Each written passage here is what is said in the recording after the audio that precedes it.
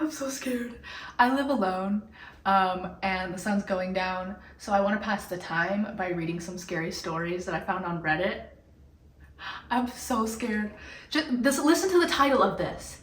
My wife is lurking in my childhood photos, but I met her at the age of 30. Hello? Hi! I do want to pop in and give a little bit of a trigger warning. This story talks about dementia, grief, losing loved ones. If you don't want to hear about that right now, I completely understand. Feel free to exit out of the video. Oh my god, I'm gonna wet the bed.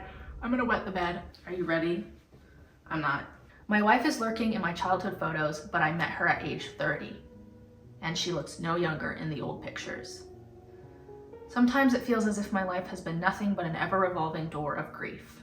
I'm only 34 years old and I've lost everyone to death, rejection, or diverging paths. My parents, my sister, my childhood friends, and countless other loved ones. I feel numb, directionless. Above all else, I feel angry. I hate the world for taking them from me. I hate life for dealing cards from a rotten deck. Okay, this is a lot sadder than I thought it was gonna be. Sorry. My mother passed last year. She'd been fighting a lengthy battle with dementia since 2019.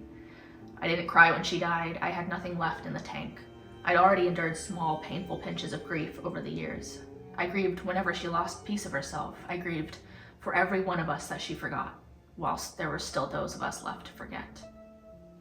Those 4 years fragmented me. Mum and I were so close. Mum? We got a British writer up in here. Mum and I were so close, and it broke my heart to see her very soul disintegrate. She was my only remaining family. My dad and my sister died when I was young, and slowly everyone else vanished too. This is so sad. I can't explain it, but in spite of her deterioration, I think Mum held on to life for me. I worry, Brennan, my mother hazily said. You're safe, Mom, I said. You don't need to. No, I worry about Brennan, she interjected in a fluster. I'm Brennan, Mom, and I'm fine, I said, sighing. I worry, she absent-mindedly whispered. When my mother died in February 2023, is this a true story? Huh? It better not be a true story. This is about to get really creepy. Oh god! No, my brain does not want to know that this is a true story. When my mother died in February 2023, I was left with one person in the entire world, Olivia. I counted my blessings to have a darling wife who would always be by my side, until I realized how terribly true that might be. Whilst I was clearing out my mother's attic, I found a box of photo albums, dust-coated antiques that I'd never seen before. Too many painful memories, perhaps, but a tinge of warmth spread through my body as I eagerly flipped through the pages, a fuzzy, forgotten feeling. I remembered being happy as a child. I was surrounded by family and friends. I lovingly tore through the pages, and I was moments away from shouting for my wife to come up to the attic. But then I noticed something bizarre. Here we go. Oh god, it's starting. Olivia was standing in the back of a photo. It was a picture of a day at the zoo with my parents and my sister. Through metal bars at the opposite side of the lion enclosure, I could see my wife standing there. Someone I didn't know as a child, but it was her. There was no doubt about that. Distinctive black hair, fair complexion, and petite physique. Me? You need to leave! I don't want it to be about me, I'm scared. She wore a thin, knowing smile that seemed befitting of her, or any version of Olivia that I'd seen before. My stomach gurgled nervously, but I smiled and laughed it off. Uncanny, I whispered to myself. Obviously it couldn't have been her, I told myself. We're the same age, and she would have been a child at that time. It's just a doppelganger. Okay, but I've read stories about doppelgangers, and that does not make this situation any better. It makes it scarier. Hello?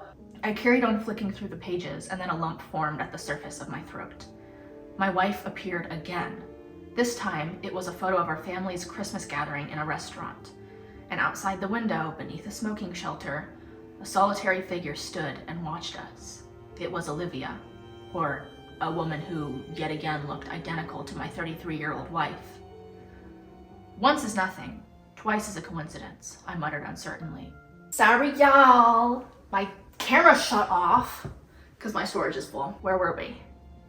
Once is nothing, twice is a coincidence, I muttered uncertainly.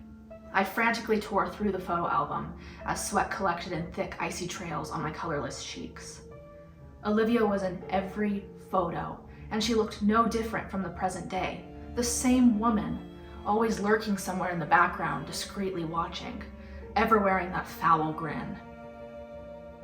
That makes it so much worse. There is nothing creepier than something just like smiling for no reason. Am I wrong? My heart thumped fitfully. This was no longer an oddity, a funny peculiarity. It was unsettling enough to see evidence of a person stalking my family, but a person who hadn't aged in 33 years? It was sinister. It defied everything my logical brain knew to be true. I found myself trembling in terror and clawing at my hair. I stopped turning pages. After seeing my wife skulking in dozens of pictures, I hadn't the stomach to continue. But yeah, that's about right. But I couldn't tear my eyes off the page before me. It was a photo captioned, "Yummy cake, Brennan's 10th birthday party." I was sitting in the back garden on an overcast day. A decadent chocolate cake sat on my lap. My jubilant friends and family surrounded me. I was midway through blowing out 10 candles, and the flames leaned away from my pursed lips. There she was again, hiding in a photo from the year 2000. Olivia would have been 10 years old, just like me, and yet the camera told another tale. This time, my fully grown wife cowered behind the short fence at the rear of our property, but the top of her head peered into our garden, and I could distinguish her distinctive black hair. Her eyes were bloodshot and thirsty. She was, perhaps most hauntingly, eyeing the camera. It felt as if she could see me in the attic. "Girl, and you were about to call her up there with you? Oh, absolutely not. You're losing your mind, Brennan," I thought, my eyes still unable to look away. "This isn't real. It's all in your..." A sudden wisp of wind extinguished the attic light. "What? Are you by candlelight? Stop. A sudden wisp of wind has extinguished the attic light? Why is the light turning off?" My body shivered uncontrollably, and I found myself wrestling with an undeniable thought. It sounded like lips blowing air. Trying to steady my breathing, I anxiously patted the floor on the blackened attic. I wish I wouldn't leave my phone in stupid places, I thought. I wanted to leave, but I didn't trust myself to maneuver through my mother's cluttered attic in the dark. And then, my fingers brushed over a familiar, smooth surface. Gotcha, I thought, before picking up my phone and turning on the flashlight. I screamed.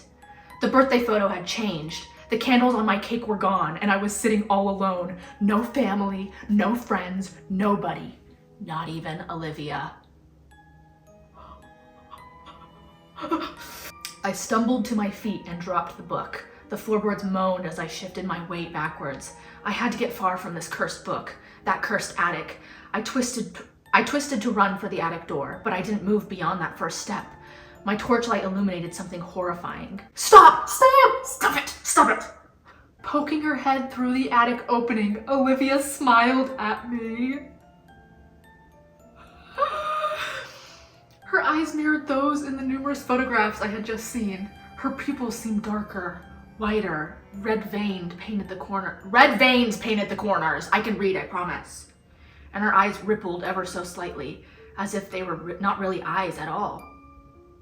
I don't know what happened to the woman I married, but that wasn't who eyed me from the attic door. She was a horror, some rabid mouse that had soundlessly slithered up the stairs and the ladder.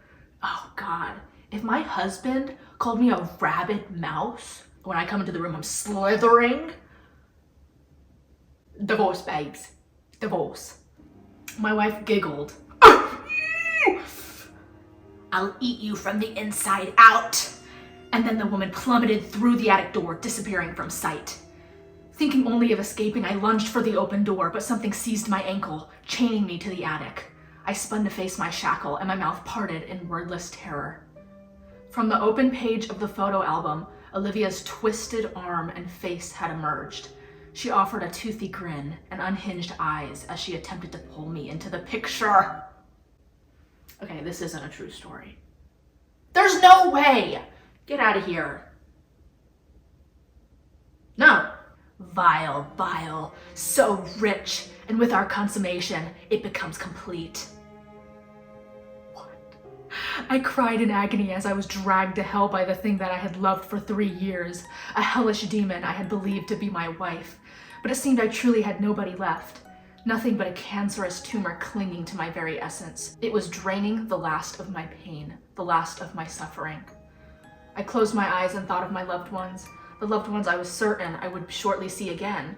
As the terrifying demonic limb pulled my leg into the photo album, I prepared to meet whatever fate awaited.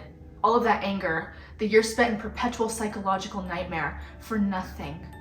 I visualized my mother's smiling face, and a calmness swept through my mind. I worry about Brennan, she said. I started to fib before deciding to unburden the weight on my chest. No, I'm not fine, Mum.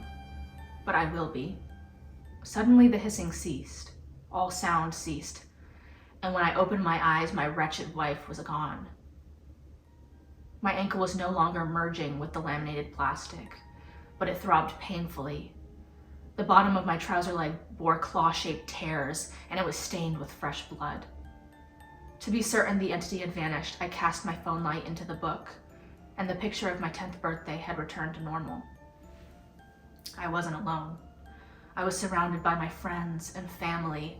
Nothing could destroy that memory in my mind, but I shuddered as I turned the pages of the book. My smiling wife was still lurking in the photographs. I fled the house and I haven't looked back. It's been a year and I don't fear the memories anymore. I'm moving forwards. I'm learning to love again. I'm learning to open myself to new people and new memories. But I still fear loss. After all, that horrifying woman waits for me. I know she does. I fear the day that I notice her in a new photo. Oh my God, I can feel sweat dripping down my arm. Stop.